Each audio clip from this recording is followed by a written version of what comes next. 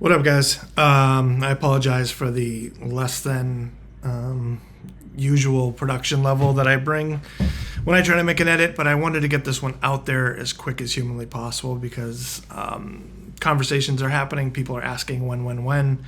So I figured I'd just sit down here at the kitchen table and knock this out real quick. So first, the problem. A lot of the newer controllers and mixers, the layers for their MIDI channels are the same, meaning the control surface for this particular MIDI button might be CC25. And no matter which layer I go into, that always remains CC25. So if I go into sample player and fire off sample 1, it's great for the audio, but in MIXEMERGENCY, if I'm in this channel and hit my cue point, it's also sending CC21. So it's going to fire off the sample player, which has that's a word, which has resulted in people not using their sample players much anymore just because it's kind of a headache to map it properly, given the change that all these controller companies have implemented. Now, it's not all. Some actually have separate layers. So if you map your sample layer in Serato with MIXEMERGENCY, you're fine, but not all of them. So, and you've probably, if you've tried to do this, you already know if you're in that situation because you've abandoned the video element of the sample player, which is arguably one of the most powerful parts of MIXEMERGENCY. So how do we fix it? Basically, this is relatively simple. Truth be told, I actually didn't even understand it quite myself. I had to ask the gurus of gurus to break it down for me. So what we're going to do is we're going to jump into that MIDI panel that we talked about right here. Again, our MIDI activation mapping button is right here in MIXEMERGENCY. If you're wondering how I got this red thing, this red mouse cursor, you can do that through accessibility. It's probably the biggest question I get is how I made my mouse bigger and red on a Mac. On a PC, it's easy. You can do it, change it to whatever you want. Mac is a little bit harder. This makes it a little easier to see in nightclubs and stuff. So, really simple. You have these 5 buttons right here. We're going to map all 5 of these to our 5 layers on our controller. So we want to make sure I'm not overwriting. So I'm going to reset, start from scratch. I'm going to click MIDI. They turn red. That means they're unmapped.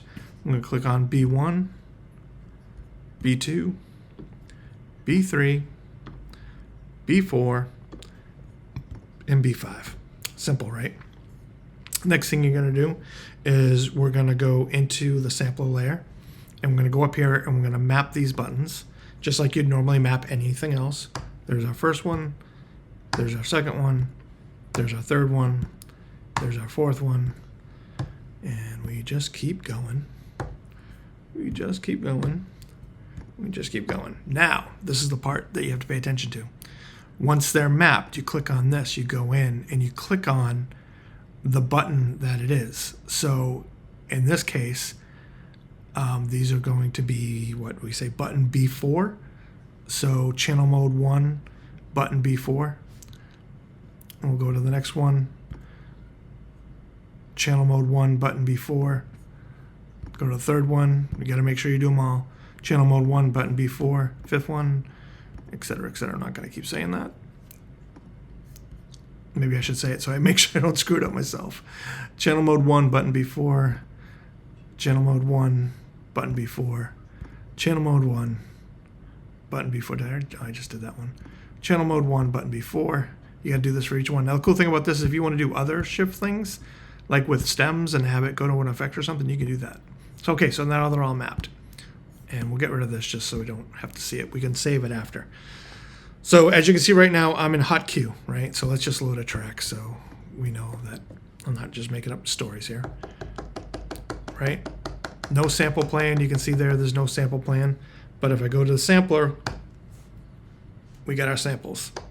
They're all playing. They're all firing off as they should. But if I go back to hot cue 1, where our samples are, our cues are, and we can go into loop roll, it's not firing off any samples. The only place it'll fire off samples now is when you're in the sample deck, and that is what we want. So really simple.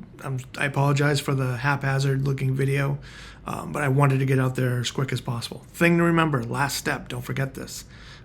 You want to go back into the MIDI panel, which is only accessible through MIXEMERGENCY, window, MIDI, and then we're going to save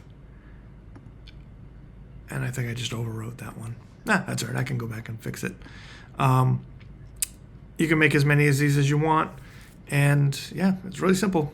Pass it on, let people know, get that MIXEMERGENCY sampler back in service. And there's some other new things coming with MIXEMERGENCY, so stay tuned for those.